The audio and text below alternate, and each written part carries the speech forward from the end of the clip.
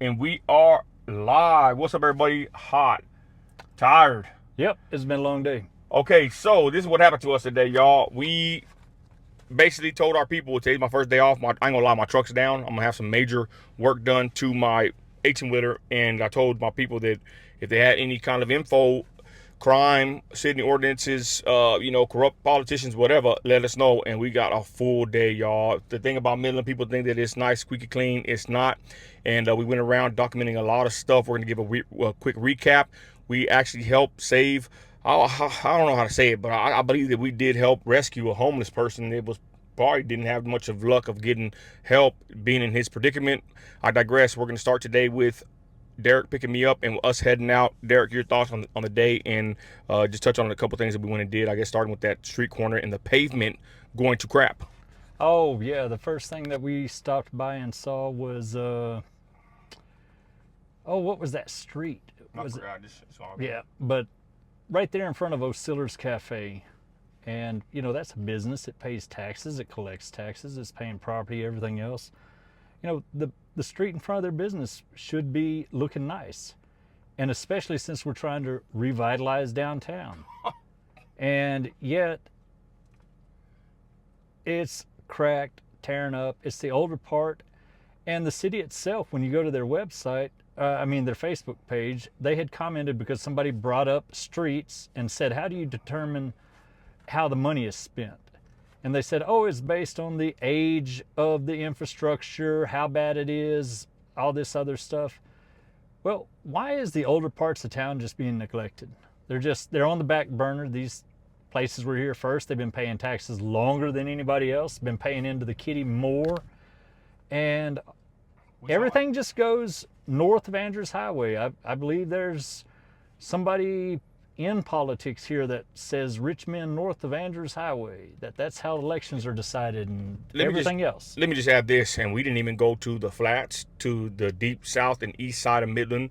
And I bet you if we go there, we will see a lot of things that are going to be very interesting to see. We saw some crazy things in certain neighborhoods, y'all. So, Derek, I think you are right. And I don't want to go into this racial thing that everything's nicer in the north side and they don't care about the south side. But I'm going to be honest. I honestly believe they don't care about the south side. They don't care about the east side. And John Norman is our representative. And that shows you right there that he don't care about our community. But he cares about that $2 million the Scarborough Foundation gave to his Roundup nonprofit, though. Let me tell you why it's not a racial thing.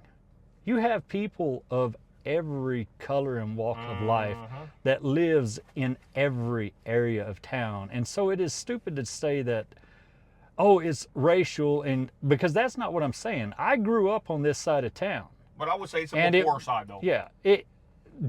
The only reason it is because it's older. That doesn't necessarily mean poor. It just means older.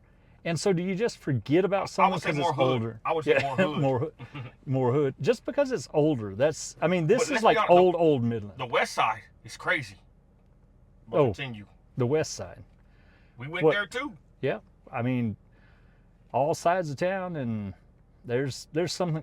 You will find something in every side of town. You will find ordinances being broken. You will find that there are certain people that for whatever reason, they get away with violating the law, while other people, they get a notice or they get fines and tickets and all this other stuff, and they have to go show up down at City Hall and answer as to why they haven't fixed this and why they haven't fixed that.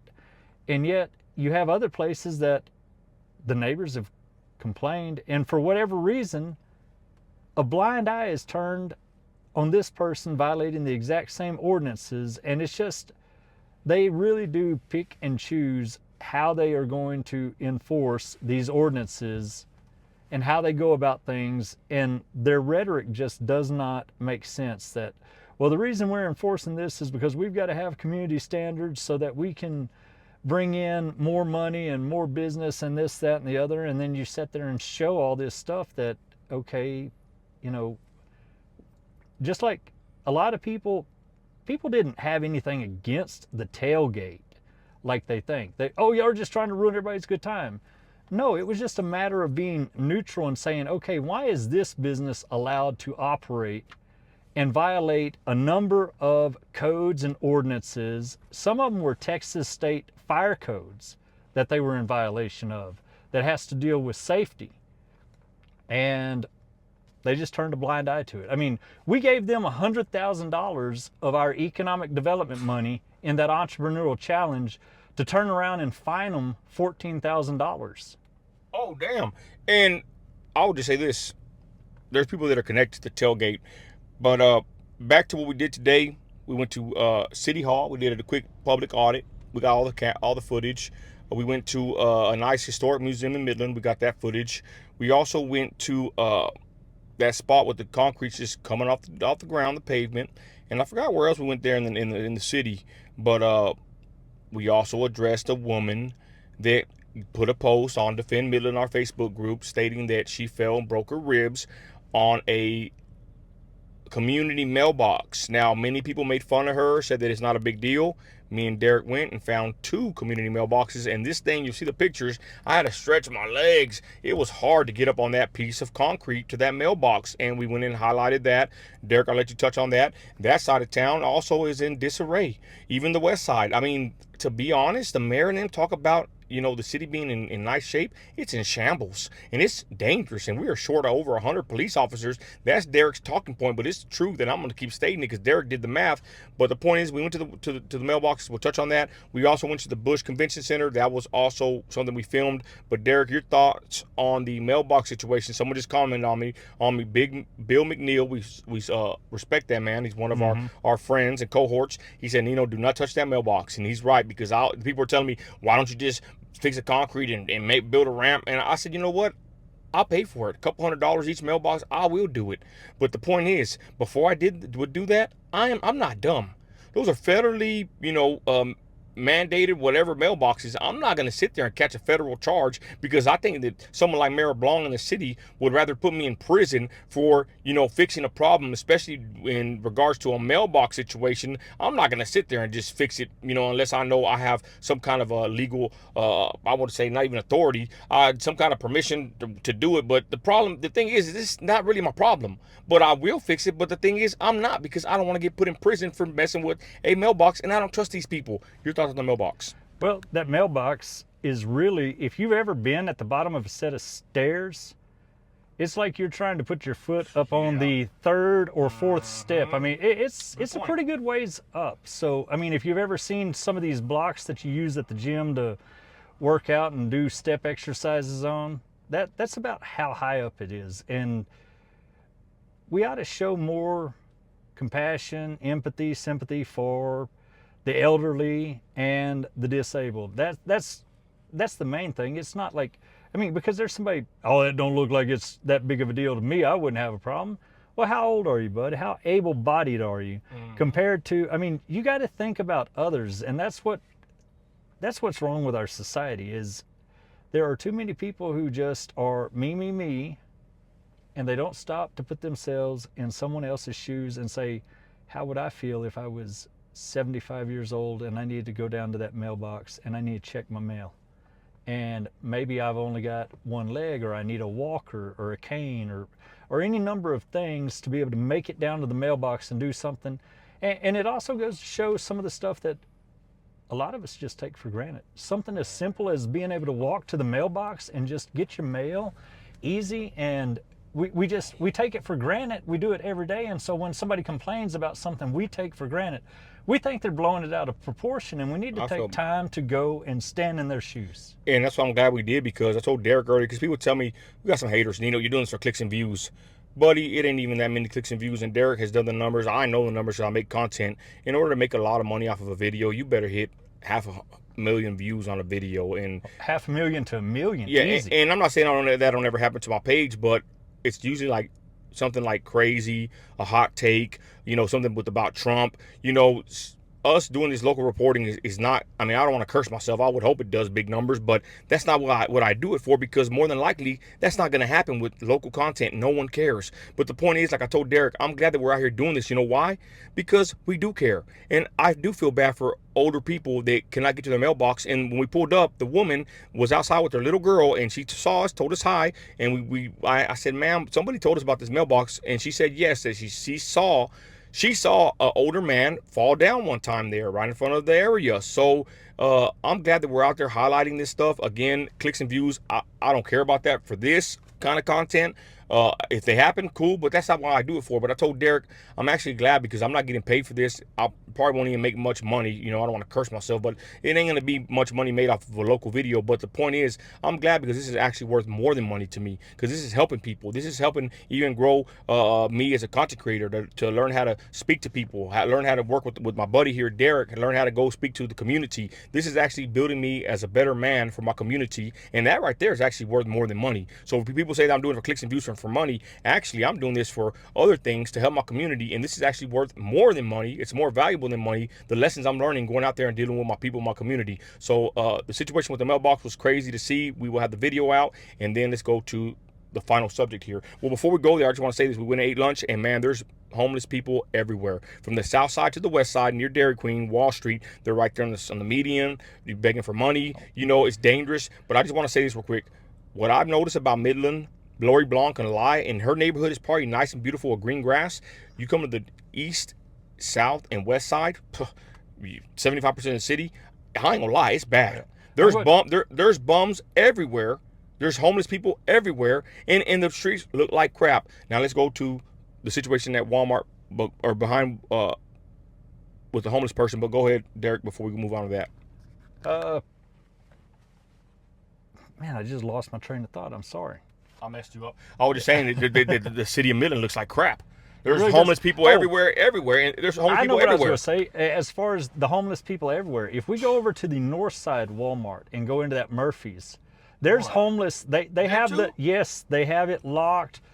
Panda Express over there. I mean, you try to go to those places and they have the bathrooms locked. And the bathroom used to be really clean, because I drove a delivery truck and I'd stop in at Murphy's, grab something to drink. And, you know, if you drive, you do delivery work, you kind of know where the clean restrooms are, and that's where you want to stop. And that Murphy's used to be nice. It was new. They had tore it down and rebuilt it. And there are homeless over there around that Walmart on that side of town, where you're not very far from Green Tree. And all these, and you're really not that far from Saddle Club Ranch Estates, just down the road a ways. And there's homeless everywhere. And look, and we're not trying to sit here and say, oh, there's homeless people everywhere. They're bad. I'm just saying, when there's a bunch of homeless people in a city, you know, I think that's a pretty good meter right there, Derek, of what's happening. Because the guy we talked to behind this homeless encampment behind Best Western, he said that he can't get a job. It's expensive in Midland. Like, basically, just because someone's homeless, of course, they've made decisions like we all have. But who knows? They probably couldn't afford the high rent, and they're probably going to end up on the street. So I think there's a good factor here as far as gauging how many homeless people are in your city. I think that kind of shows you a health meter of your city. It's not being a mean person to point this out. No, it's not. And I don't understand why they just can't grasp why people want to get rid of property taxes. They can't imagine life without property taxes, and yet this is how they are able to just spin you into oblivion. And it's why our homelessness population has risen everywhere, is due to the fact that hardworking people, I've watched my property taxes over the 20 years that I've lived in my home. They've gone up probably 300%. Wages have not gone up 300%. They haven't. Wages haven't gone up since I can't remember when. The minimum wage is still at $7.25 an hour, and you have a lot of places around here, because of the oil field and trying to compete, they start at 15 to 18, but that's still, it's not really any money out here. Whenever, like, some of these apartments that we walked by, like downtown, was it called the Lofts or something? You've got apartments that will rent out for as much as a 3, 4, 5 bedroom home for an apartment around here. Yeah, it's crazy. It's nuts. And then I forgot we did so much today. And then we went to where else we go on the other side of town? I forgot before we went to. This is really crazy. I forgot, almost forgot. I gotta go because my phone's dying. But we went to County Road 140. Come to find out, the city annexed that in this city property, and we caught a Cuban washing off antifreeze, coolant, God knows what hazardous material into a storm drain. Somebody commented, but hope you notify TCEQ. TCEQ is worthless. We went and protested. Were you at the protest with us or not? That's the first time I met Shandy. Yeah, we went and protested at the TCEQ headquarters, and they basically didn't want us in the building. So TCEQ is worthless. But he was right there throwing that crap down the storm drain. There's tires everywhere. We got a good video. There's a pit out there in Midland County where people are just illegally dumping stuff. I forgot about that, Derek, but that was crazy. We met with the concerned citizen. But let's go ahead and wind it down. The last thing of the day is we had a tip from Tara, God bless the sister, said, Nino, look at the homeless encampment behind Best Western off of I-20. This place is right there off of I-20 Service Road near Walmart, next to the Puebla de Vista whatever apartment complex. And God forbid you live around that apartments, you're going to stare at these people, out there cooking, taking a dump, and just stinking up the joint, for lack of better words. And we went to this homeless encampment. We filmed it. We got here late because we had to wait for the ambulance due to what happened, Derek? Oh, they just had a hard time finding us. No, but with that man. We went in there to say what happened. When we went in there with that man, they were able to get in. Film. Yeah, that's all we did. We went in there to film, and we saw somebody, and so we went to check on him, make sure that he was okay, and he said, no, not really. I'm trying to get some help. And he had a debit card in his hand. There was somebody that he was talking to on the phone, and I believe Nino has that recorded. We're talking to this lady. She said that she was with a nursing home, but she claimed that she was out in Florida, and when we were asking for information on the representative here that we could contact locally that maybe they could help the man, because she said, I'm just not in the office today, so we're trying to do things so that this man doesn't get ripped off, because he says that, the mathematicians that live in the encampment were stealing from him. I just thought it was weird, though. Yeah, he's talking about the mathematicians, y'all. Math, replace the word here on YouTube and everywhere else. The math heads. Anyways, but it's kind of weird because that woman's on the phone telling him that he needs to take a picture of his debit card and send it to her. She's going to help him. I was like, ma'am, you know what? If this man, he can't even walk, we're going to call an ambulance. Derek got on the phone, called the ambulance. We stayed there waiting for the ambulance to show up. And I'm going to tell you something right now. God bless the Midland Fire Department. If my life was ever in danger and those two guys showed up, I'll be in good hands. These two men walked up, or they rode up on us, very professional, stout looking, look like they were in good shape, very professional. Midland Fire Department guys in the ambulance, and they went ahead and picked up this man. We filmed it. They pulled him out of his truck. He couldn't even walk. This guy was in a bad situation. He was just there in his own squalor, for lack of better words, in this homeless encampment, and they picked him up and took him. Final words on that, Derek, before we end the video. Final words. It was kind of sad that his main possessions that he wanted to make sure went with him was some brand new boxers and socks that he had that were still in the box. And so I grabbed those from the man, and then I handed them to the paramedics, and they put it in a bag for him, and they made sure that, the guy just wanted to have clean underwear.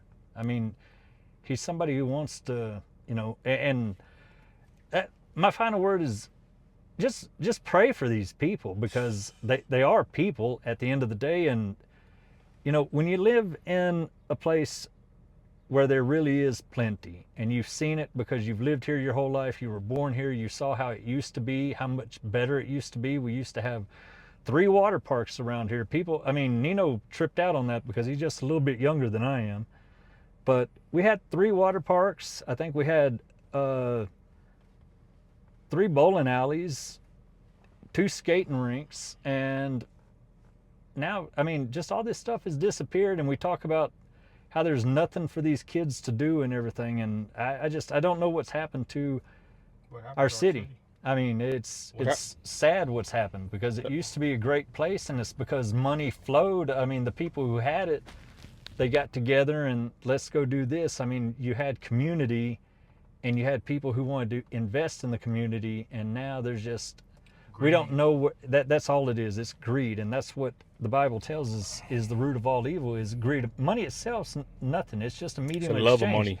It's the love and the greed of money. Just I got to have more, and it's just sad that there's so much more that you could do with your life if you're blessed that way to make life better for others. And I would just rather see my fellow man just happy and joyous instead of downtrodden and trying to fight his fellow man just for scraps.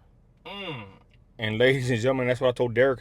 My final words is, I told Derek whenever they're loading this guy up, right there off I-20 next to an apartment complex, right there off the service road in the city limits, I told Derek, has Midland always been like this? And Derek said no. And the mayor and all the councilmen and all our naysayers want to say all we do is complain. Well, you know what? I think we got a reason to complain. We got a bunch of problems in this city, and if you're mad about it, tough luck, because we're at the council meetings, we're on the bumpers of these council members. We're calling it for what it is. I told people in the Defend Midland group, this page ain't kissing Midland's butt. We ain't gonna pat them on the back. This is a watchdog group, and we're gonna complain. And we're going to point out problems. We're going to try to address them and fix them. And we got problems in Midland, Texas, y'all. With that, we're going to get out of here. Anything else you want to say? No, I think we said it all. My main thing is I think it's really odd after today that there's no suspect for that suspicious package. That's my main thing. Just all those cameras and cameras everywhere. We about 20, 30 cameras we counted. We took pictures. There's cameras all over downtown. And there was a camera right on top of where that suspicious package was found at City Hall. But for some weird reason, they had to shut down the whole street, make a big old deal about it. Which safety is important. But if they have a camera system and that suspicious item was right there in front of the camera, there's like 2 or 3 cameras right there watching it, how come they couldn't figure out that it was just a regular person? Unless maybe they did, Derek, because they didn't want to tell us what was going on. Maybe it was a regular person, but they just didn't trust that person. But yeah, I don't know. I mean, whenever all this money's been spent on surveillance, I want to know, did we actually buy that, or is all of this stuff just a bunch of dummy cameras because we're not finding anything? So did we use security as a means of some other kind of like USAID and all this other stuff, this fraud that we're seeing? Did we use this as the guys to funnel money into someone's pocket? I mean, because we were not claiming we did. Yeah, I mean, I'm asking questions because when you've got that many cameras and there's no suspect, that it's just weird. I mean, nobody's saying anything, making allegations. It's one of those things that makes you go, So. We're out here, y'all. God bless. Yep.